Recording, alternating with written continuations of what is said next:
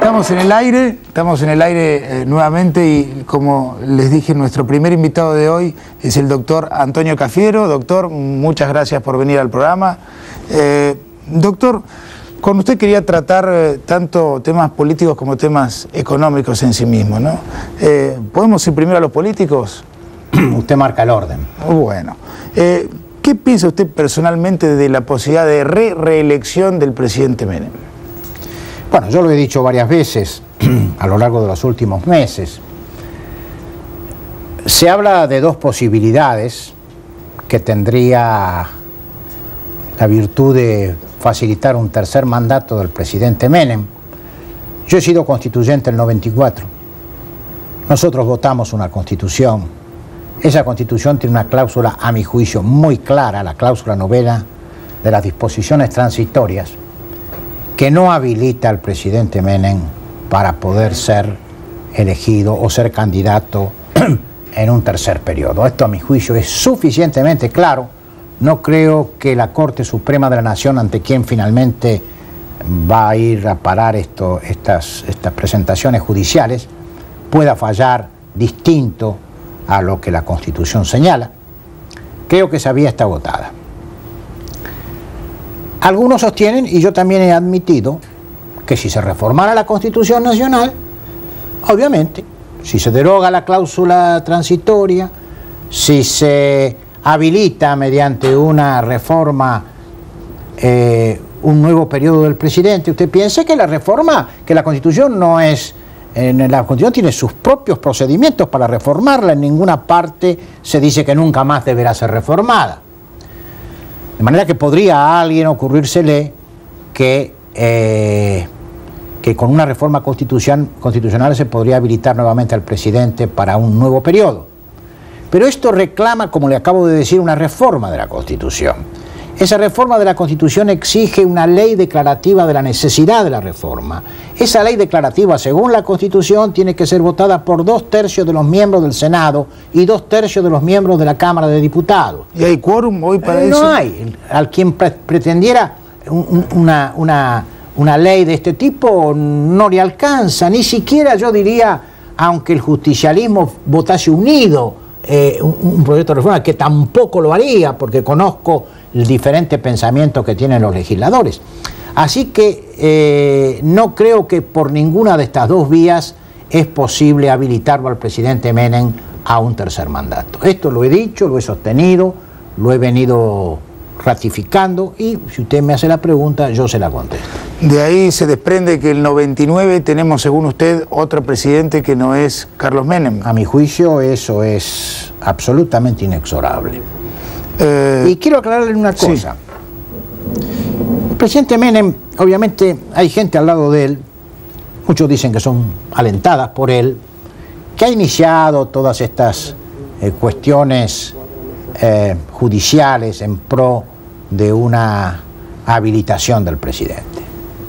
Pero el presidente, por lo menos a mí me ha dicho, y sé que lo ha dicho a muchos lados, que él no considera, él no está resueltamente embarcado en este proyecto reeleccionista.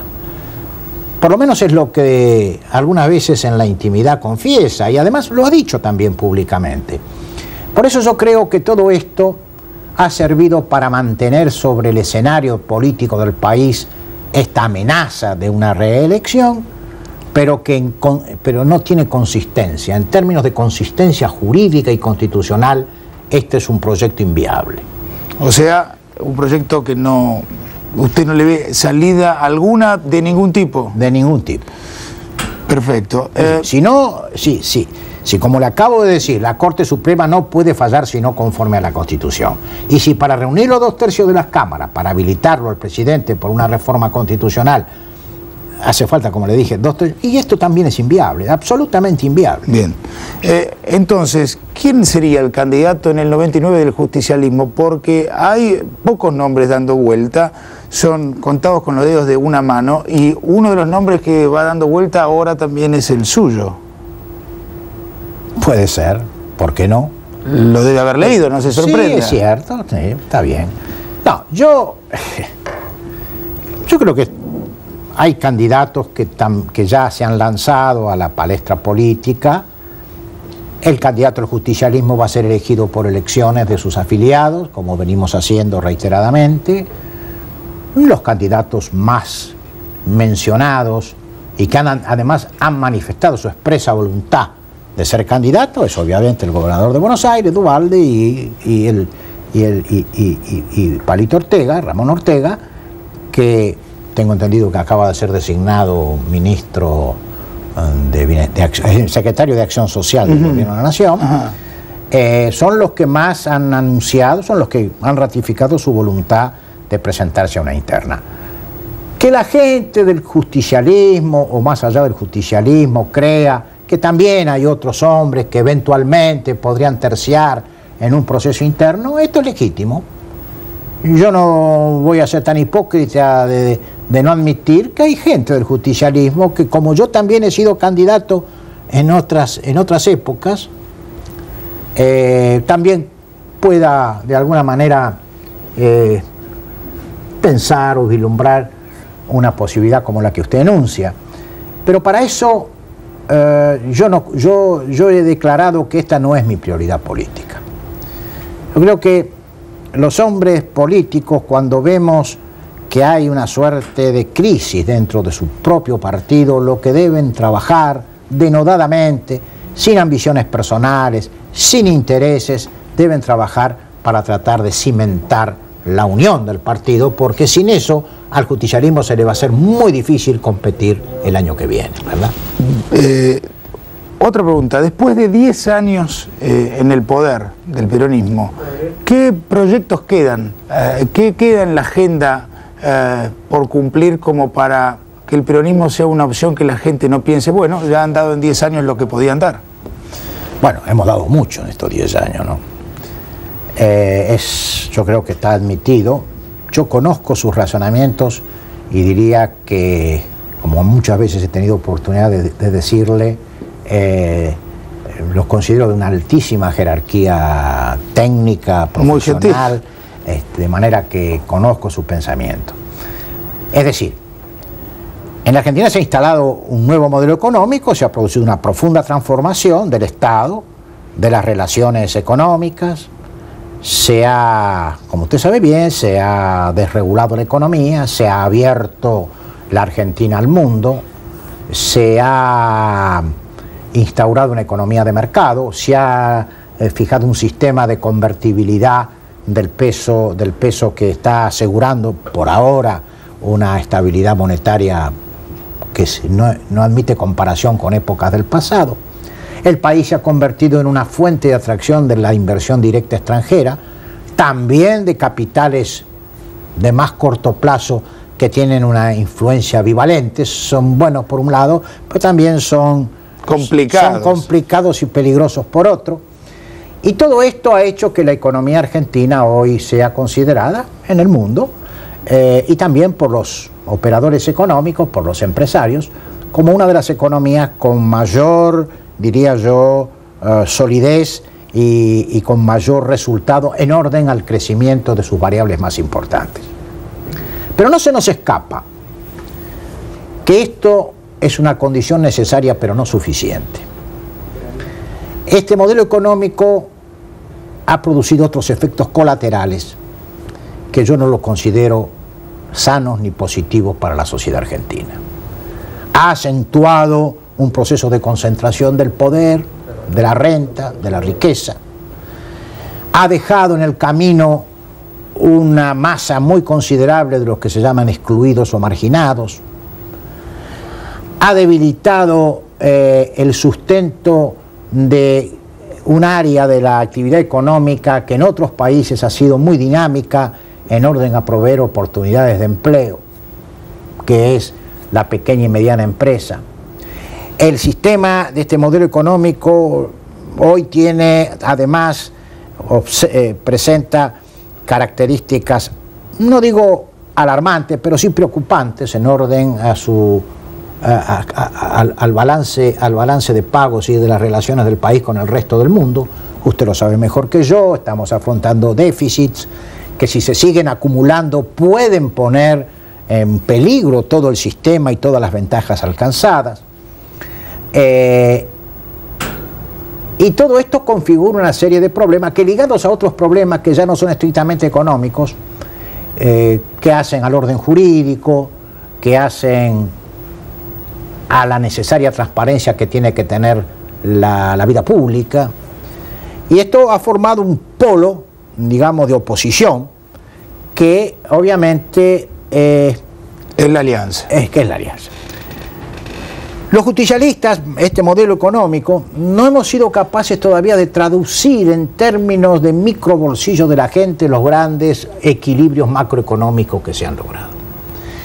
Este es un tránsito que hay que transcurrir, hay que caminarlo, porque de otra manera nosotros que pensamos y tenemos una filosofía muy especial, que creemos que la política es para servir determinadas relaciones de justicia, de equidad y de solidaridad, nos notamos un poco defraudados y decepcionados. ¿Por qué es que el modelo no se traduce en un mayor bienestar de la gente?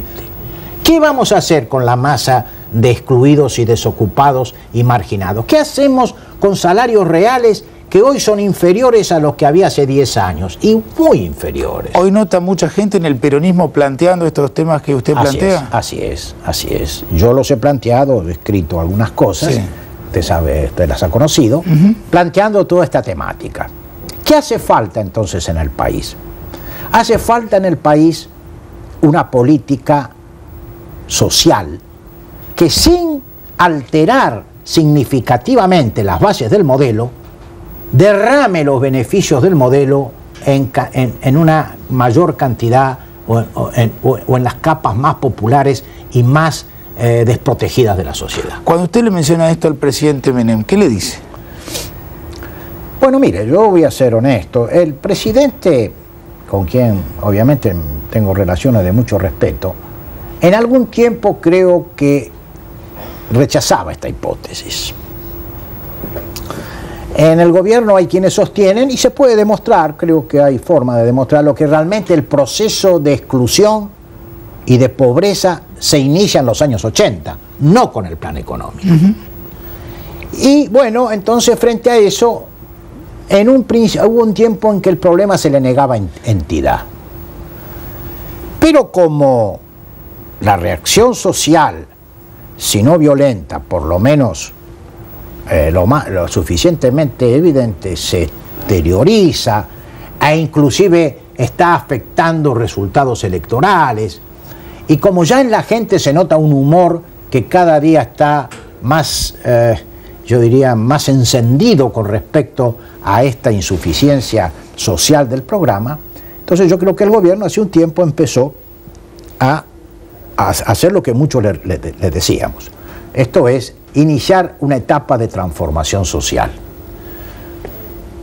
Yo creo que esto se traduce, por ejemplo, en la reforma impositiva. Esta reforma impositiva... ¿Le gusta esta reforma impositiva? Sí, creo que cambia la tendencia que ha tenido el gobierno. Es una reforma que incluye, que incluye elementos progresistas tendientes a mejorar la distribución del ingreso en una forma más profunda y perceptible que las que fueron las anteriores reformas impositivas. Pero ¿sabe que se plantea mucha gente? Yo incluso.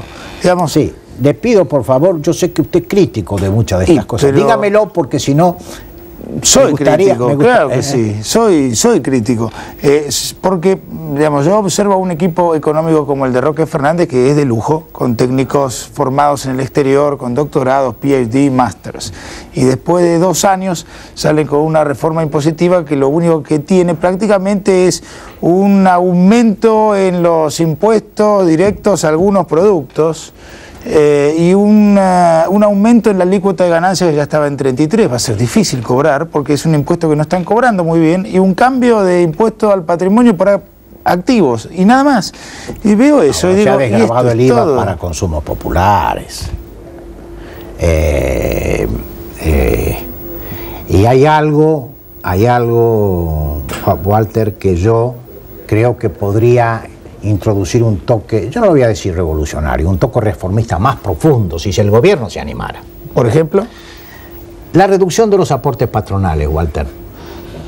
Si el gobierno tuviera el coraje, si es que no sé si lo va a tener, de aplicar esta reducción solamente para los bienes transables, no transables, mejor dicho, para los bienes transables, digo mal, Para los bienes, usted me entiende bien, sí. ¿no? Para los bienes y no para servicios. Y no para los no transables. Si usted calcula que esta rebaja en los aportes patronales puede ser del orden de los 2.900, 3.000 millones de pesos, 1.000 millones o algo más pertenecen a transacciones, a bienes transables, y 2.000 millones o casi a no transables. A servicios, claro. Si se resolviese aplicar la rebaja del 100% de transables al 100%, y dejar fuera de esta rebaja a los no transables, primero, aumentaría la competitividad del país, que se ve, como usted sabe, erosionada. Si quiere lo hablamos, ustedes vamos a coincidir, porque está erosionada la competitividad. Y segundo, se crearía una masa de recursos de cerca de 2.000 millones de pesos. Si el Estado pudiera tomar estos 2.000 millones de pesos y aplicarlos, por ejemplo, a crear el fondo de financiamiento de la profesionalización docente, a incrementar la cuota del presupuesto que va al reembolso, a los reintegros y a los reembolsos de exportaciones, yo le digo a usted que sería una medida mucho más profunda que toda la que inspira el paquete fiscal. ¿Y hay chance que eso se trate en el Senado de Diputados? Proponiendo acá, que los que están escuchando, me gustaría después pulir esta idea. No es una mala idea, le voy a decir. No es una mala idea. No es una mala idea. Bueno, me alegra que usted diga. Y bueno, eso. Mejora los precios relativos. Mejora los precios relativos sin necesidad de tocar el tipo de cambio. Se puede usar para aumentar la competitividad de la exportación argentina y atender estos graves problemas sociales, porque también en esta masa de dinero puede haber un porcentaje para los jubilados. Eso sí, los sectores de servicios no les va a gustar nada. No, para nada. Bueno, pero usted sabe que los sectores de servicios son los que se han quedado con la parte del león, es cierto, de las ganancias de estos últimos 7, 8 años. Ahora va a tener un lobby terrible en contra del Congreso. Para eso estamos los políticos. Para eso estamos los políticos. Para poder proponer sin sentir las presiones de los lobbies. Por eso fue mi crítica a la Alianza. La Alianza, sé que me han dicho que es una chicana la que yo empleo. Si me permite, sí. ¿Le puede hacer la crítica a la Alianza después de la tanda? ¿Cómo no? Después de la tanda volvemos con el doctor Antonio Cafiero. Y continuamos con el senador Antonio Cafiero. Senador, estaba haciéndole una crítica a la Alianza y lo interrumpí. No, yo estaba diciendo esto. Para tomar una medida reformista profunda, como esta que acabo de sugerir, de cómo aplicar selectivamente la rebaja a los aportes patronales, hace falta una gran fuerza política. Porque, como usted bien dijo, es muy poderoso el sector que se vería afectado por una decisión de este tipo. Y esa fuerza política no solo debe descansar en el gobierno, ahí entra a jugar la oposición también. Estos son lo que yo llamo políticas de Estado, que deben sustraerse a la polémica electoral y que deben ser motivo de grandes acuerdos entre las principales fuerzas políticas del país. Pero ¿qué pasa? Uno puede proponer esto desde el seno del justicialismo, pero cuando veo que la Alianza, en realidad, creo que apuesta más a ganar credibilidad en el establishment que atender el vigor social de estas propuestas, yo me decepciono, porque digo, entonces quiere decir que perdemos majestad y jerarquía de la política. La política es el instrumento que la sociedad tiene para contener estos intereses privilegiados, pero para eso se necesita fortaleza, se necesita unión, se necesita coalición, se necesita acuerdos y consensos. Pero si una de las partes tiene un interés electoral inmediato, tal vez mezquino, de ir a buscar la credibilidad de aquellos a quienes tiene que no sustituir, no agraviar, sabemos la función del capital cuál es, y la aplaudimos y la necesitamos para el progreso del país, pero nunca más allá de la majestad de la política. Y entonces, si los políticos no acertamos en articularnos recíprocamente para poder frenar el poder de los lobbies, el poder del capital concentrado, y la gente va a seguir mirándonos a los políticos con los ojos con que nos mira ahora, es decir, como débiles, como incapaces, como tolerantes con el privilegio, y esto es lo que a mí me decepciona de la Alianza. Pero esto es una cuestión que se puede superar si ponemos en juego esta capacidad de juntarnos para las grandes políticas de Estado. Esta misma política hay que extenderla a la educación, hay que extenderla a la salud, hay que extenderla a otros temas, a la seguridad, que para mí ya no son temas para estar en el mercado electoral, tienen que ser base de grandes consensos nacionales, porque si no, no van a funcionar eficazmente. Escuché por ahí que usted estaba proponiendo un proyecto de reforma constitucional o algo por el estilo. ¿Hay algo de cierto en eso o es nada más que un rumor? ¿Cómo es la cosa? No, no es un rumor. Lo que pasa es que todavía no es una idea suficientemente pulida o suficientemente delineada. Efectivamente, yo estoy elaborando un proyecto de reforma constitucional que nada tiene que ver con la reelección, sino que tiene que ver con el sistema institucional argentino. Usted es un muchacho joven, se preguntó una vez por qué Urquiza, Roca, Irigoyen, Perón, Alfonsín, Menem, todos que fueron presidentes constitucionales, han pretendido de una manera u otra alargar sus mandatos, ser reelegidos o poner un hombre dócil a sus órdenes para que puedan continuar la obra de gobierno que ellos iniciaron con su mandato. ¿Por qué esta reiterada afán de los presidentes de quererse prolongar en el tiempo más allá del mandato que les da la Constitución? Y es porque el régimen que tenemos en la Argentina es un régimen presidencialista extremo. En su tiempo Bolívar decía, en la América Latina tendremos monarcas con el nombre de presidentes. Quieren perpetuarse porque a lo mejor legítimamente creen que son los únicos que pueden alcanzar grandes metas y se resisten a dejar el poder. Entonces yo me pregunto, si esto pareciera ser una cuestión endémica en el sistema institucional argentino, ¿por qué no intentar una reforma?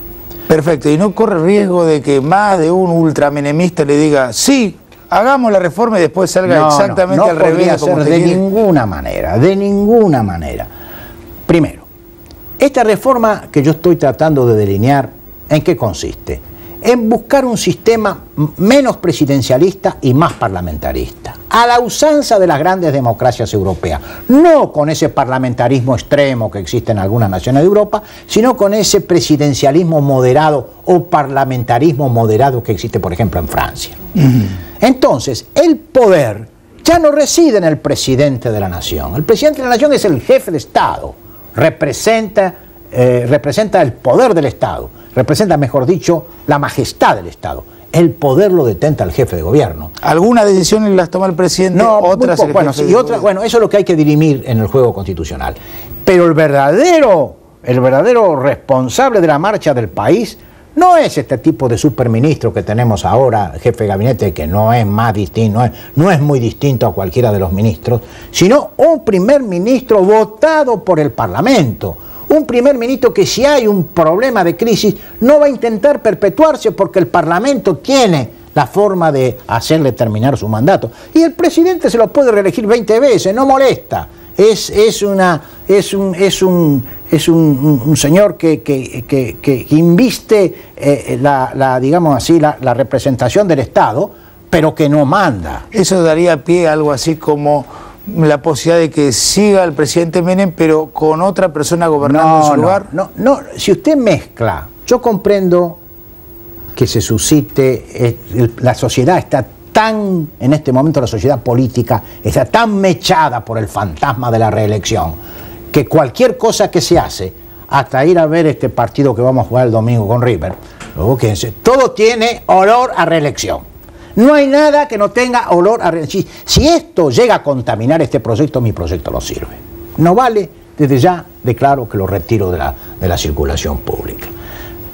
Pero si los políticos miramos esto con un poco más de imaginación, si hacemos como decía Leopoldo Marechal, salgamos de este laberinto por arriba, si grandes políticos argentinos que sostuvieron denodadamente la necesidad de instalar un sistema semiparlamentario en la Argentina y aflojaron porque en la Convención del 94 no pudimos llegar a ese cometido y nos quedamos en el jefe de gabinete.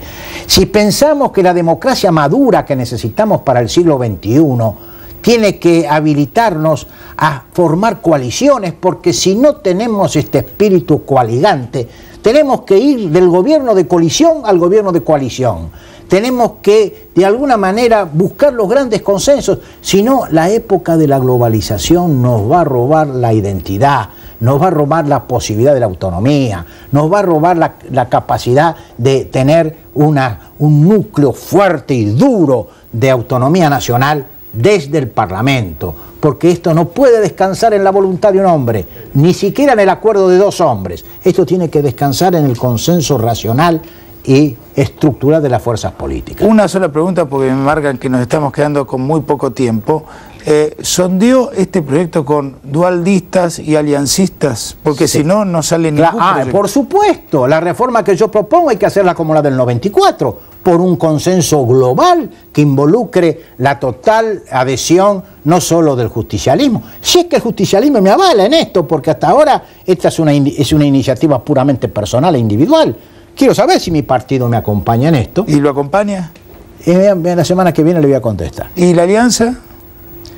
Yo espero que los grandes dirigentes de la alianza sepan interpretar esto. ¿No tendrán un poco, no, digamos, cuando vean el proyecto en sí mismo, por más que les encanten las bases, no corre riesgo que digan, pero reformar la Constitución cada 2 años, ¿no es demasiado poco? Nosotros reformamos la Constitución en la Argentina el 53, el 62, el 66, del siglo pasado.